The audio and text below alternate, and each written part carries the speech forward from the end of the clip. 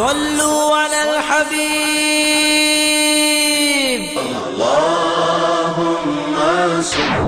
حضور صلی اللہ علیہ وسلم کو تو یقین تھا نا کہ میں اللہ کا نبی ہوں، میرا سٹیٹس کیا ہے.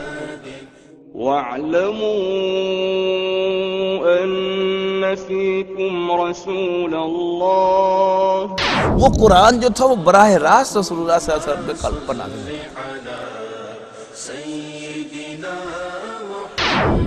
رسول اللہ صلی اللہ علیہ وسلم بچپن ہی سے اللہ کو خالق مانتے تھے اور عبادت کے لائق مانتے تھے اور اس کی عبادت میں کسی اور کو شریک نہیں کرتے. الحمدللہ رب العالمین والصلاة والسلام علی رسولہ الکریم اما بعد فاعوذ باللہ من الشیطان الرجیم بسم اللہ الرحمن الرحیم.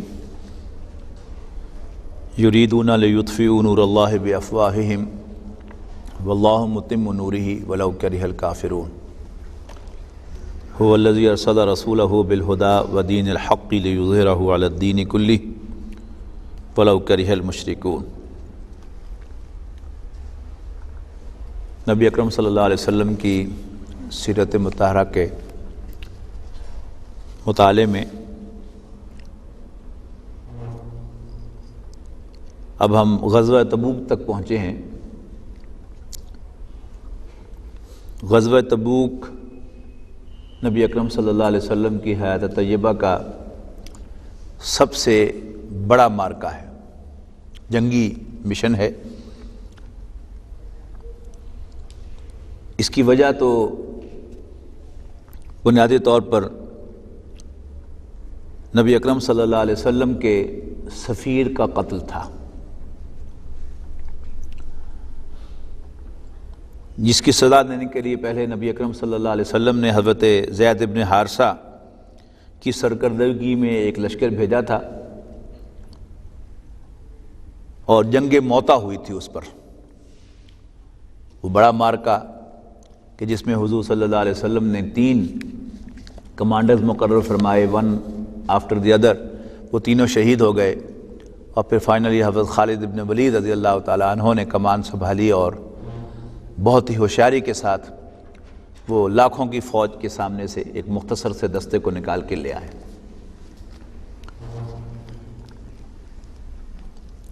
لیکن اس واقعے کو بھی 1 سال گزر چکا تھا کہ حضور صلی اللہ علیہ وسلم کو اطلاع ملی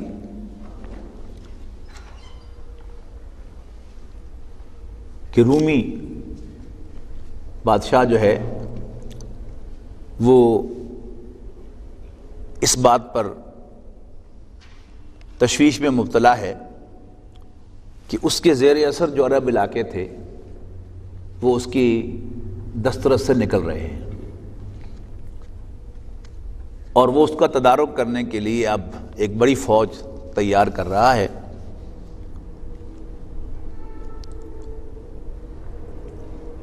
ان کی تیاریوں کی خبریں رفتہ رفتہ عام ہونے لگیں اور مدینہ منورہ میں بالعموم بھی اس کی خبر زبان زد عام ہونے لگی.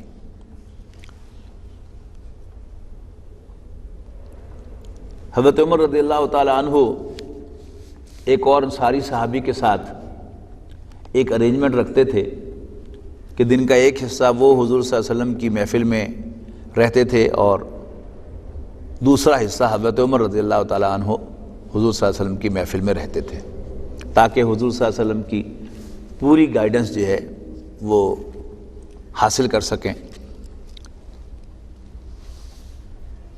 ایک مرتبہ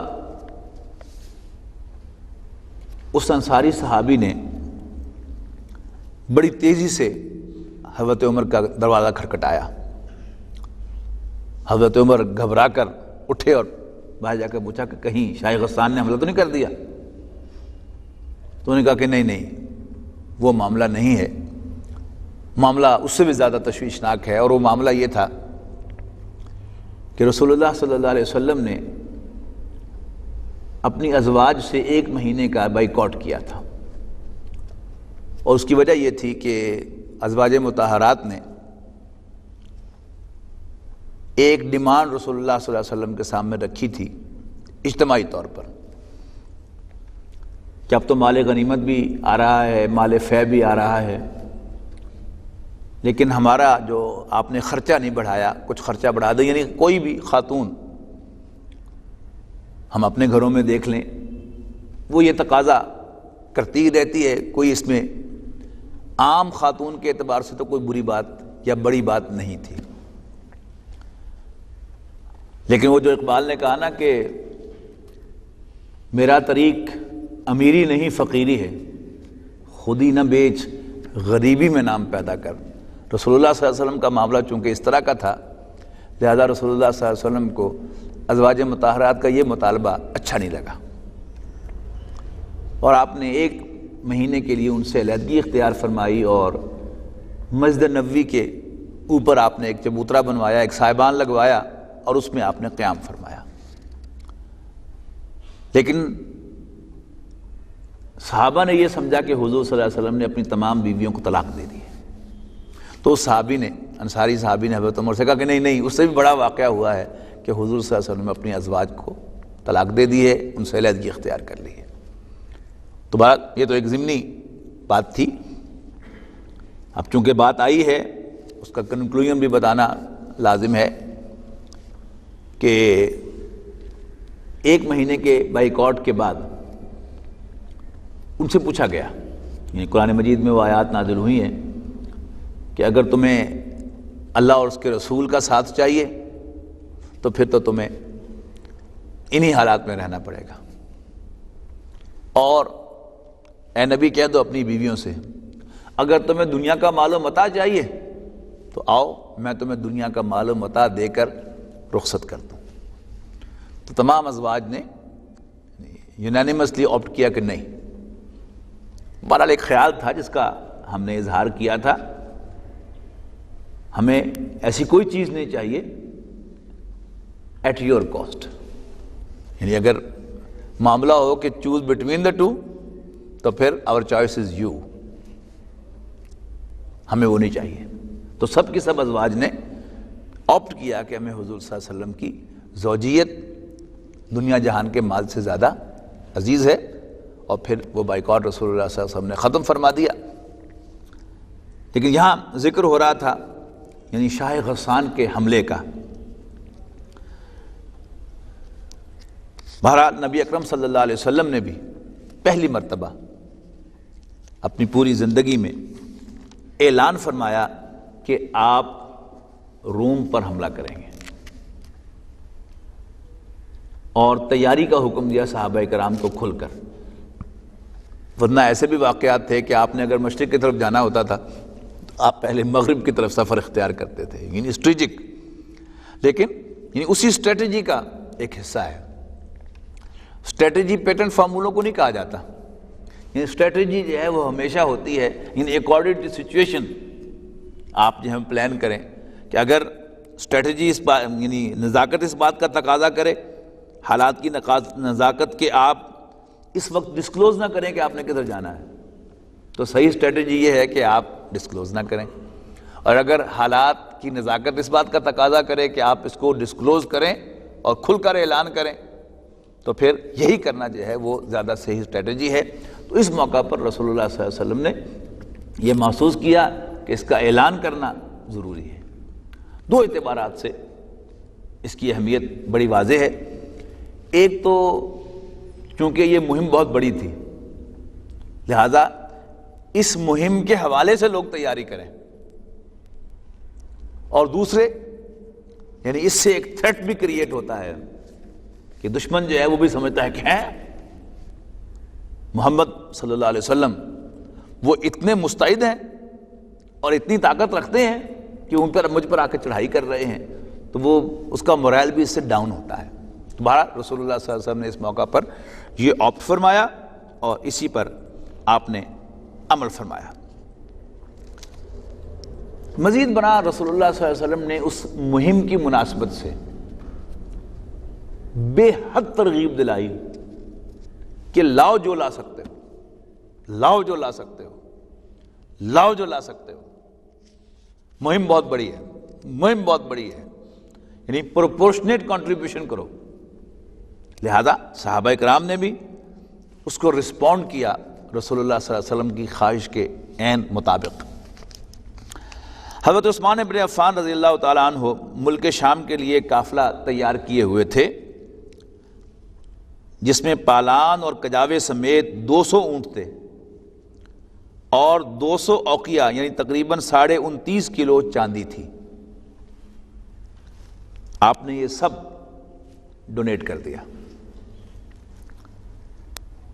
اس کے بعد پھر 100 اونٹ پوری طرح ساز و سامان سے لیس مزید ڈونیٹ کیے.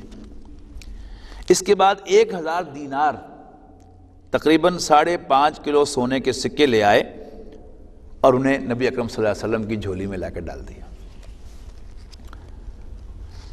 رسول اللہ صلی اللہ علیہ وسلم یعنی ان سکوں کو یعنی یوں الٹ پھیر رہے تھے اور فرما رہے تھے کہ آج کے بعد عثمان کو کوئی عمل نقصان نہیں پہنچا سکتا.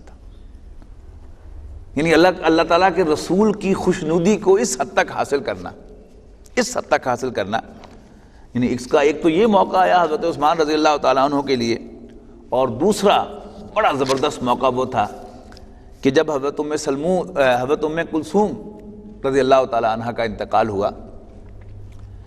حضور صلی اللہ علیہ وسلم کی یہ 2 بیٹیاں جو تھیں حضرت رقیہ اور حضرت ام کلثوم، یہ اوریجنلی ان کا رشتہ طے تھا ابو لہب کے 2 بیٹوں کے ساتھ. لیکن جب رسول اللہ صلی اللہ علیہ وسلم پر وحی کا آغاز ہوا اور آپ نے نبوت کا دعویٰ فرمایا تو اس دعوے کے مخالفین میں پیش بلکہ سب سے زیادہ آگے جو تھا وہ ابو لہب تھا، گرچہ تھا وہ سگا چچا رسول اللہ صلی اللہ علیہ وسلم کا. لہذا اس نے رسول اللہ صلی اللہ علیہ وسلم کو ایک ذاتی دکھ پہنچایا کہ ان دونوں بیٹیوں کے رشتے کو ریفیوز کر دیا. یعنی یا تو صرف نسبت طے ہوئی تھی اور بعض روایات کے مطابق باقاعدہ نکاح بھی ہو چکا تھا، لیکن اگرچہ رخصتی نہیں ہوئی تھی. اور کسی بھی بیٹی والے کے لیے یہ بات اپریشیٹ کرنا مشکل نہیں ہے کہ یہ کتنی زیادہ ٹارچر ہے. یعنی کسی ایک بیٹی کو بھی اگر جواب ہو جائے، طلاق ہو جائے، تو باپ پر کیا بیتتی ہے. 2 بیٹیوں کو اکٹھا جو ہے ایسا معاملہ اس نے کیا. تو پھر ان میں سے حضرت رقیہ رضی اللہ تعالیٰ عنہ حضرت عثمان رضی اللہ تعالیٰ عنہ کے نکاح میں حضور صلی اللہ علیہ وسلم نے دیں. جب ان کا انتقال ہوا تو پھر حضرت ام کلثوم رضی اللہ تعالیٰ عنہ حضرت عثمان کے نکاح میں آپ نے دے دی.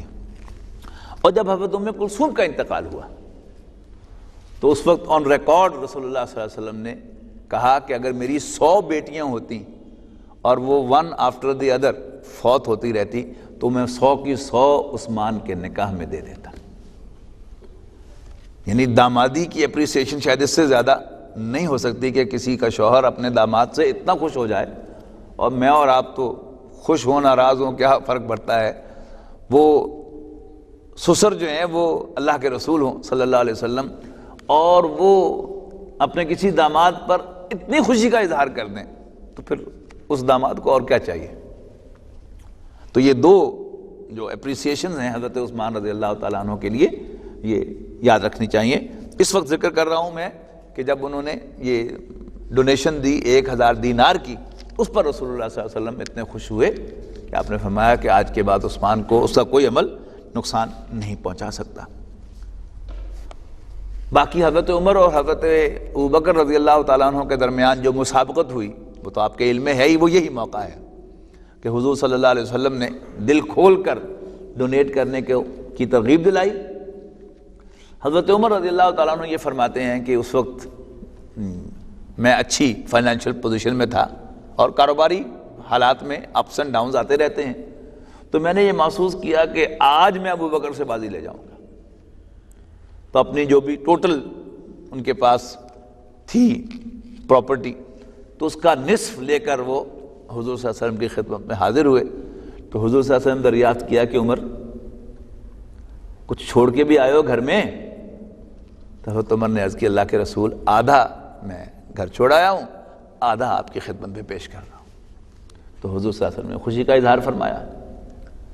اتنے میں حضرت ابوبکر بھی تشریف لے آئے، حاضر خدمت ہو گئے بارگاہ نبوی میں.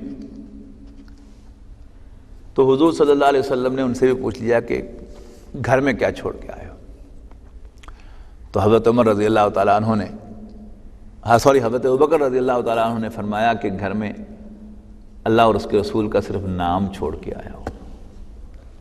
یعنی گھر میں جھاڑو پھیر کر سب کچھ لے کر حاضر ہو گئے کہ حضور یہ ہے میرے پاس، یہ حاضر. تو اس پر حضرت عمر نے فرمایا کہ اس دن میں سمجھ گیا کہ میں ابوبکر سے بازی نہیں لے جا سکتا. تو یہی موقع ہے غزوہ تبوک کا، اور باقی صحابہ کرام نے بھی بڑھ چڑھ کر اس میں حصہ لیا. اچھا، پھر یہی موقع ہے کہ منافقین جو ہے وہ بھی کھل کر سامنے آئے. ان کا نفاق، یعنی پہلے تو چھپا ہوا تھا معاملہ، لیکن اب چونکہ آؤٹ آف دی وے ایک قربانی کا تقاضا کیا گیا، گھروں سے نکلنے کو کہا گیا. کن حالات میں؟ ابھی ہم سورہ توبہ میں پڑھ کے آئے ہیں. شدید گرمی کا موسم، پھل پکا ہوا، سفر لمبا، اور مقابلہ کس سے؟ رومن امپائر سے. تو یعنی اللہ تعالیٰ نے بھی مسلمانوں کو آزمانے کے لیے آخری جو تیر تھا ترکش میں سے وہ نکال دیا، اور جس کے نتیجے میں نفاق ظاہر ہو گیا اور منافقین اور اہل ایمان سارٹ آؤٹ ہو گئے. تو یہ بھی اسی موقع پر ہوا، غزوہ تبوک کے موقع پر. بہرحال نبی اکرم صلی اللہ علیہ وسلم نے یہ سفر اختیار فرمایا، اور آپ نے جا کر یعنی رومن امپائر کے بالکل بارڈرز پر، ذہن میں نا نقشہ آپ کے سعودی عرب کا، تو مکہ مکرمہ نیچے ہے، اور پھر اس سے شمال میں 300 میل کے فاصلے پر، 250 میل کے فاصلے پر مدینہ منورہ ہے. تو فردر نارتھ میں آپ چلے جائیں تو پھر یہ فلسطین اور سیریا وغیرہ یہ سارا جو ہے یہ رومن امپائر کا علاقہ تھا. تو اس کے بارڈرز پر آپ نے جا کر پڑاؤ ڈالا. لیکن شاہ روم اتنا بڑا ایمپرر، اس کو ہمت نہیں ہوئی مقابلے کے لیے آنے کی، اور نبی اکرم صلی اللہ علیہ وسلم نے وہاں قیام فرمانے کے بعد پھر فیصلہ فرمایا اور آپ واپس مکہ مکرمہ تشریف لائے. فتح مکہ 8 ہجری رمضان میں ہوئی. حج بالکل سر پر تھا، نہیں رمضان کے بعد شوال، ذوالقعدہ اور ذی الحج. لہذا نبی اکرم صلی اللہ علیہ وسلم نے بہت عقل مندی کا مظاہرہ، اور حضور سے بڑھ کر ہے بھی کون عقل مند، مظاہرہ کرتے ہوئے آپ نے حج کے انتظام کو نہیں چھیڑا. یعنی حج بہت اہم ایونٹ ہے، اور اگر اس میں بد انتظامی ہو جائے تو وہ حاجیوں کے لیے پریشانی کا باعث بنتی ہے. اور جب کسی کریٹیکل مومنٹ پر ایڈمنسٹریشن چینج ہو جائے تو اس سے کچھ دن لگتے ہیں معاملات کو اب دوبارہ ری سیٹ ہونے میں. تو حضور صلی اللہ علیہ وسلم نے یہ رسک نہیں لیا. لہذا مشرکین نے جو حج کا انتظام کیا ہوا تھا آپ نے اس کو انٹیکٹ رہنے دیا، اور یہ سن 8 ہجری کا حج جو تھا یہ مشرکین ہی کی سرپرستی میں انہی کے زیر انتظام ہوا. سن 9 ہجری کا جو حج ہے یہ نبی اکرم صلی اللہ علیہ وسلم نے اپنے انتظام سے کروایا، لیکن سن 9 ہجری کو رسول اللہ صلی اللہ علیہ وسلم نے خود حج ادا نہیں فرمایا. حضرت ابوبکر رضی اللہ تعالیٰ عنہ کو امیر حج بنا کر آپ نے مدینہ منورہ سے روانہ فرمایا، اور پھر اس سفر کے دوران ہی سورہ توبہ کی وہ آیات نازل ہوئیں جن میں اعلان کیا گیا تھا کہ اللہ تعالیٰ اور اس کا رسول مشرکین سے بیزار ہیں، لہذا اس سال کے بعد مشرکین حرم کے پاس نہ پھٹکیں. تو حضرت علی رضی اللہ تعالیٰ عنہ کو پھر وہ آیات دے کر حج کے موقع پر اعلان فرمانے کے لیے رسول اللہ صلی اللہ علیہ وسلم نے روانہ فرمایا. حضرت ابوبکر نے ان سے سوال کیا، جو ہی پیچھے سے جا کر ملے تو حضور صلی اللہ علیہ وسلم کی طرف سے آئے تھے، بتایا کہ مجھے اللہ کے رسول نے بھیجا ہے. تو حضرت ابوبکر نے پہلا سوال یہ کیا کہ آپ کو حضور نے امیر بنا دیا ہے مجھے معزول کر کے، یا آپ میرے تحت رہیں گے؟ تو حضرت علی نے کہا کہ نہیں، میں مامور ہوں گا. اور یہ بڑا اہم معاملہ ہے. یعنی ایڈمنسٹریٹو سیٹ اپ میں اگر یہ معلوم نہ ہو دو آدمیوں کو مل کر کام کرتے ہوئے کہ ان کا آپس میں رشتہ کیا ہے، ان میں سے باس کون ہے، سب آرڈینیٹ کون ہے، پھر ایڈمنسٹریشن نہیں ہو سکتی. تو حضرت ابوبکر صدیق نے یہ وضاحت پوچھی حضرت علی سے، انہوں نے واضح کر دیا کہ میں آپ کا مامور ہوں گا. اینڈ دین حج کے موقع پر حضرت علی رضی اللہ تعالیٰ نے وہ آیات پڑھ کر سنائیں، اور وہ جو ڈیوائن پروکلیمیشن تھا گویا it was read out to them اس موقع پر، حج کے موقع پر. سن 9 ہجری کے اور اہم واقعات جو ہیں وہ بھی آپ نوٹ کر لیں. غزوہ تبوک اسی سال میں، اور غامدیہ خاتون جو تھی جس سے ایک نازیبہ حرکت ہو گئی تھی، بدکاری کا ارتکاب ہو گیا تھا، اور اس نے توبہ کر کے حضور صلی اللہ علیہ وسلم کی خدمت میں خود حاضر ہو کر درخواست کی تھی کہ آپ مجھ پر حد جاری فرمائیں. رسول اللہ صلی اللہ علیہ وسلم نے اس سے صرف نظر کیا کہ پھر جو تمہارے پیٹ میں بچہ ہے اس کا کیا قصور ہے، پہلے اس کو ڈیلیور کرو اور پھر میرے پاس آؤ. وہ ڈیلیوری کے بعد پھر حاضر ہوئی کہ اللہ کے رسول آپ مجھ پر حد جاری فرمائیں. بچے کو لے کر آئی، آپ نے فرمایا کہ اس معصوم کا کیا قصور ہے، یہ تم پر ڈیپینڈنٹ ہے، دودھ پیتا ہے، تو جب یہ تم پر ڈیپینڈنٹ نہ رہے پھر آنا. تو پھر چند ماہ کے بعد وہ پھر آئی، اور ہاتھ میں بچے کے روٹی کا ایک ٹکڑا تھا، وہ اسے منہ میں چبا رہا تھا. تو اس نے عرض کی کہ اللہ کے رسول اب یہ بچہ روٹی کھانے کے قابل ہو گیا ہے، لہذا مجھ پر یہ حد جاری فرمائیں. تو رسول اللہ صلی اللہ علیہ وسلم نے اسے سنسار کرنے کا حکم دیا. یہ واقعہ بھی سن 9 ہجری میں پیش آیا ہے. پھر حضرت نجاشی جو حبشہ کے بادشاہ تھے، ان کا بھی اسی سال میں انتقال ہوا، اور رسول اللہ صلی اللہ علیہ وسلم کو اس کی خبر ملی تو حضور صلی اللہ علیہ وسلم نے ان کا نماز جنازہ غائبانہ پڑھایا. ویسے صحابہ کرام سے بالعموم غائبانہ نماز جنازہ ثابت نہیں ہے. ہمارے ہاں مسلک اہل حدیث جو ہے وہ تو اس کی بنا پر کہ حضور نے غائبانہ جنازہ پڑھایا تھا تو وہ اس کو مطلقاً جائز سمجھتے ہیں، جبکہ حناف کا موقف یہ ہے کہ چونکہ یہ عام روش صحابہ کرام کی نہیں تھی، تو اس موقع پر اللہ تعالیٰ نے کیا بندوبست کیا تھا کہ حضرت نجاشی کی میت جو ہے وہ حضور صلی اللہ علیہ وسلم کے سامنے لا کر رکھ دی گئی تھی، تو اس لیے آپ نے پڑھائے. بہرحال یہ مسلک کا اختلاف ہے، وہ بہرحال واقعہ جو ہے وہ اسی سال میں پیش آیا ہے. اس کے بعد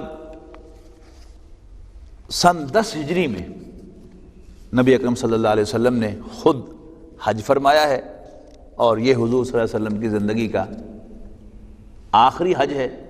یعنی وحی سے پہلے اور جب تک مکے میں قیام تھا آپ نے یقیناً حج ادا کیے ہوں گے، لیکن حج فرض ہونے کے بعد یہ حضور صلی اللہ علیہ وسلم کا پہلا اور آخری حج ہے. یعنی فرض ہونے کے بعد آپ نے ایک ہی حج فرمایا ہے، اور یہ حجۃ الوداع ہے، جو کہلاتا حجۃ الوداع ہے، لیکن ایک دوسرے پہلو سے دیکھے تو حجۃ الاولیٰ بھی ہے اور حجۃ الوداع بھی ہے، کہ فرض پہلا حضور صلی اللہ علیہ وسلم کا فرض حج بھی ہے اور یہ آخری حج بھی ہے. اس میں رسول اللہ صلی اللہ علیہ وسلم نے ترغیب دلائی کہ زیادہ سے زیادہ لوگ جو ہیں وہ اس سال حج کریں، اور اس حج کے موقع پر حضور صلی اللہ علیہ وسلم نے یہ اعلان فرما دیا تھا کہ شاید اس سال کے بعد ہماری یہاں پر ملاقات نہ ہو سکے. اور پھر اس حج کا جو خطبہ ہے وہ ایک تاریخی دستاویز ہے کہ نبی اکرم صلی اللہ علیہ وسلم نے جو دین کی چیدہ تعلیمات تھیں ان کا اعادہ کیا، اور پارٹنگ یعنی انسٹرکشنز دیں مسلمانوں کو کہ تم ایسا کرنا، ایسا کرنا، ایسا کرنا.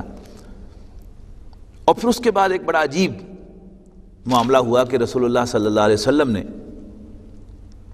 صحابہ کرام سے ایک عجیب سوال پوچھا جو اس سے پہلے آپ نے کبھی نہیں پوچھا تھا. آپ نے دریافت فرمایا الا هل بلغت، بتاؤ میں نے پہنچا دیا کہ نہیں. غور کر رہے ہیں، یعنی حضور صلی اللہ علیہ وسلم صحابہ کرام سے پوچھ رہے ہیں الا هل بلغت، میں نے پہنچا دیا یا نہیں، بتاؤ مجھے. اب یہ پہلی دفعہ حضور صلی اللہ علیہ وسلم کا ایسا سوال تھا، تو صحابہ کرام بھی عام معمول صحابہ کا کیا تھا کہ حضور صلی اللہ علیہ وسلم کوئی سوال فرماتے تھے تو اکثر صحابہ کہتے تھے کہ اللہ و رسولہ عالم، اللہ اور اس کے رسول کو بہتر جانتا ہے. پھر جب حضور زور دیتے تھے تو پھر صحابہ جواب دیتے تھے. لیکن اس موقع پر انہوں نے حضور صلی اللہ علیہ وسلم کے جو انداز تھے ان سے محسوس کیا کہ ہی وانٹس اے رپلائی.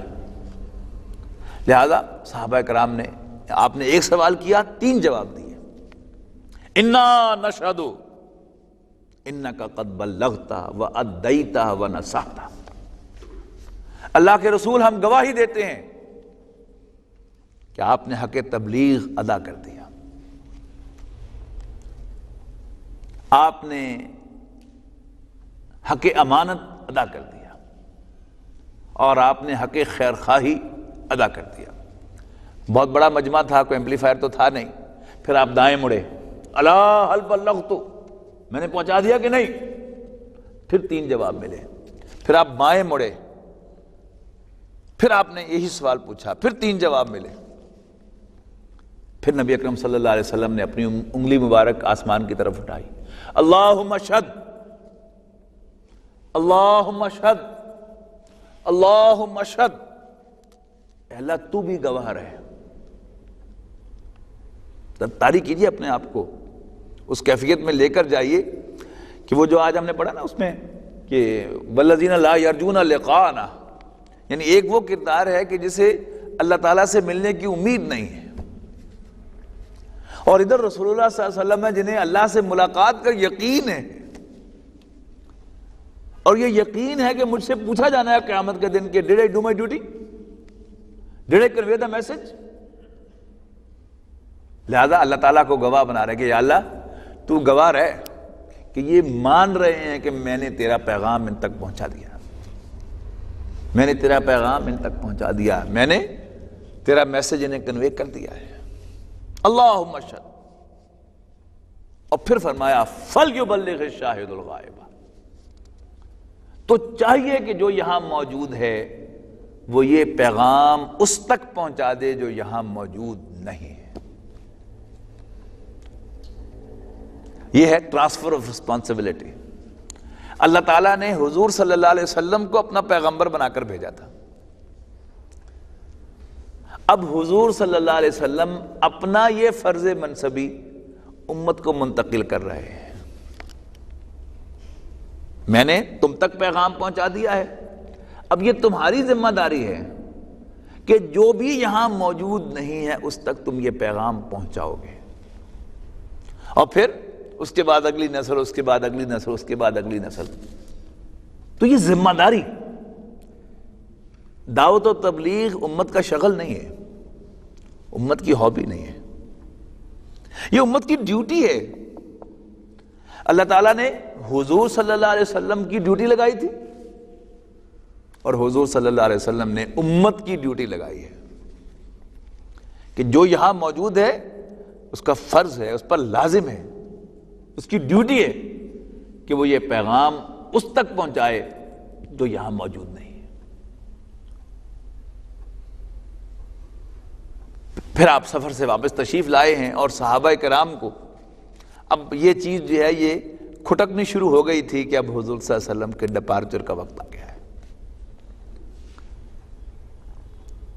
پھر اس سفر میں آپ نے کئی خطبے ارشاد فرمائے ہیں، یعنی ایک تو عرفات کا خطبہ ہے، پھر منی میں بھی آپ نے خطبہ ارشاد، جیسے ہوتا ہے آپ دیکھتے ہیں مسجد نمرہ میں وہ خطبہ جو نشر کیا جاتا ہے وہ عرفات کا خطبہ ہے، لیکن منی میں بھی تشریف لا کر آپ نے پھر خطاب فرمایا ہے۔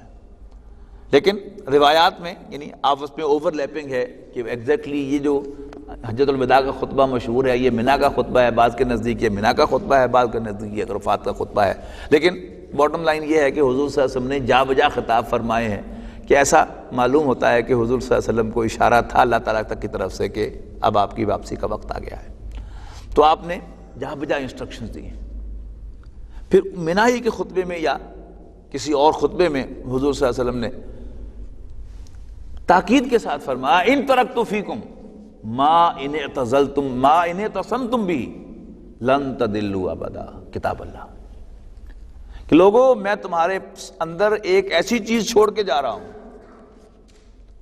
کہ اگر تم اسے مضبوطی سے تھامو گے تو کبھی گمراہ نہیں ہوگے، اور وہ کیا ہے؟ وہ اللہ کا کلام ہے، اللہ کی کتاب ہے۔ اس کو مضبوطی سے تھامنا، اگر تم انہیں تسمتم بھی، اگر تم اسے مضبوطی سے تھامو گے تو کبھی گمراہ نہیں ہوگے۔ پھر ایک اور خطبہ ملتا ہے، حضرت ارباز رضی اللہ تعالیٰ عنہ اس کے راوی ہیں، وہ فرماتے ہیں کہ ایک مرتبہ حضور صلی اللہ علیہ وسلم نے بڑا بلیغ واعظ فرمایا کہ جس سے آنکھیں ڈبڈبا گئیں، دل ڈر گئے۔ تو تو صحابہ نے عرض کی کہ اللہ کے رسول ایسا معلوم ہوتا ہے کہ یہ آپ کا الوداعی خطاب ہے، تو آپ ہمیں کچھ نصیحت فرمائیں۔ تو آپ نے فرمایا کہ جو شخص میرے بعد زندہ رہے گا تو بہت سے اختلافات دیکھے گا، لہذا تم امیر کی اطاعت پر کاربند رہنا، خواہ کوئی حبشی غلام تم پر امیر بنا دیا جائے۔ یعنی کی پوائنٹ آپ نے کتاب کیا فرمایا؟ امیر کی اطاعت، اس کو اپنا شعار بنانا، تب امت جو ہے وہ ڈیوائیڈ نہیں ہوگی۔ پھر اسی خطبے میں آپ نے ارشاد فرمایا کہ جو شخص میرے بعد زندہ رہے گا وہ بہت سے اختلاف دیکھے گا۔ پھر ایک روایت میں الفاظ ہیں کہ فعلیکم بسنتی و سنت الخلفاء الراشدین المہدیین، یعنی منا کے خطبے میں تو تھا نا کہ قرآن کو تھام کے رکھنا، لیکن اس خطبے میں جو حضرت ارباز کی روایت ہے اس میں بیسیکلی دو انسٹرکشنز ہیں، ایک امیر کی اطاعت پر کاربند رہنا اور دوسرے تم پر لازم ہے میرا طریقہ اور خلفاء راشدین المہدیین کا طریقہ۔ رشد بھی کہتے ہیں ہدایت کو اور ہدایت بھی کہتے ہیں ہدایت کو۔ خلفاء راشدین ہدایت پر کاربند خلفاء، اور مزید تاکید کے ساتھ مہدیین ہدایت یافتہ ان کو فرمایا، تو ان کا طریقہ اور میرا طریقہ اور میرے خلفاء راشدین کا طریقہ۔ اسی حدیث سے پھر وہ تصور جو نکلا ہے اہل سنت والجماعت کا، کہ اہل سنت حضور صلی اللہ علیہ وسلم کی سنت پر عمل کرنے والے، والجماعہ یعنی جب امت ایک وحدت تھی، یعنی خلفاء راشدین کا دور، جب ایک ہی خلیفہ ہوتا تھا، سب لوگ اس کے تابع ہوتے تھے، اس دور میں جو بھی فیصلے ہوئے ہیں، جو بھی امت نے عمل اختیار کیا ہے، وہ بھی امت کے لیے بائنڈنگ قرار دے دیا فقہا نے، چاروں فقہا نے، یعنی امام شافعی، امام مالک، امام حنبل اور امام حنیفہ رحمہم اللہ نے اس کو بائنڈنگ قرار دیا۔ اسے کہا جاتا ہے اہل سنت والجماعت۔ اور پچھلے نشست میں آپ کو یاد ہوگا کہ میں نے وہ آپ کو بتایا بھی تھا پروفائل کے یہ، یعنی کہاں سے بات کیسے وہ اوپر جو ہے وہ ٹیپر ہوتا چلا جاتا ہے اور رفتہ رفتہ جو ہے وہ انکار کیا جائے۔ جو امت کا براڈ بیس ہے اہل سنت والجماعت کا، وہ قرآن، سنت رسول صلی اللہ علیہ وسلم اور سنت خلفاء راشدین کو اپنے لیے یعنی گائیڈ سمجھتا ہے۔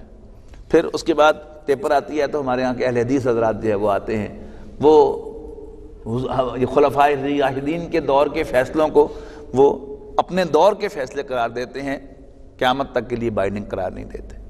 پھر اس کے بعد منکرین حدیث آتے ہیں، وہ حضور صلی اللہ علیہ وسلم کی احادیث کو اور حضور صلی اللہ علیہ وسلم کے احکام کو بھی اپنے حضور کے دور کے لیے ایک مسلمانوں کی جماعت کے یا مسلمانوں کی ریاست کے امیر یا سربراہ ہونے کی حیثیت سے بائنڈنگ قرار دیتے ہیں، لیکن امت کے لیے بحیثیت مجموعی واجب العمل قرار نہیں دیتے۔ اور پھر اس سے بھی آگے نکل کر وہ ہیں کہ جو قرآن سے بھی بیونڈ کچھ سوچتے ہیں، اور جیسا کہ میں نے آپ کو بتایا تھا پچھلی مرتبہ کہ اس میں جو جدید دانشور قسم کے جو لوگ ہیں، اس میں غامدی صاحب جو ہیں وہ خاص طور پر جاوید احمد غامدی جو ہے، انہوں نے سنت کی بھی ایک نئی ڈیفینیشن انٹروڈیوس کر دی اور کتاب کی بھی ایک نئی ڈیفینیشن انٹروڈیوس، یعنی کتاب سے بھی مراد جو ہے وہ الکتاب ہے ان کے نزدیک، اور اس میں تورات، زبور، انجیل اور قرآن سارے شامل ہیں، صرف قرآن مجید الکتاب نہیں ہے۔ یہ تو الکتاب کا ایک ایڈیشن ہے، پچھلا بھی وہ الکتاب ہے۔ اور سنت بھی انہوں نے ٹریس کیا کہ یہ اصل میں سنت ابراہیمی ہے، تو سنت ابراہیمی میں سے کوئی چیز جو ہے وہ بھی بائنڈنگ ہے، اور یہ بھی حضور صلی اللہ علیہ وسلم کی سنت بھی ہمارے لیے بائنڈنگ ہے۔ مطلب کیا ہے کہ جہاں سے کوئی آسانی ملے وہ لے لو، اور جو چیز جو ہے وہ اپنے حالات کے آئے اس کو لے لو۔ اور وہ حالات بھی کیا ہیں، جو چیز ویسٹ سے آ رہی ہے اس کا ثبوت اگر یعنی اس سنت سے نہ ملتا ہو تو سنت ابراہیمی میں سے ڈھونڈ لو، اس کتاب میں سے نہ ملتا ہو تو کوئی دوسری کتاب میں ڈھونڈ لو۔ مطلب کیا ہے کہ ایویژن اس کے راستے ہیں جو مختلف اختیار کی جاتے ہیں۔ اقول قولی ھذا واستغفر اللہ لی ولکم ولسائر المسلمین والمسلمات۔ صلوا علی الحبیب۔ اللهم صل على سيدنا محمد، اللهم صل على سيدنا محمد۔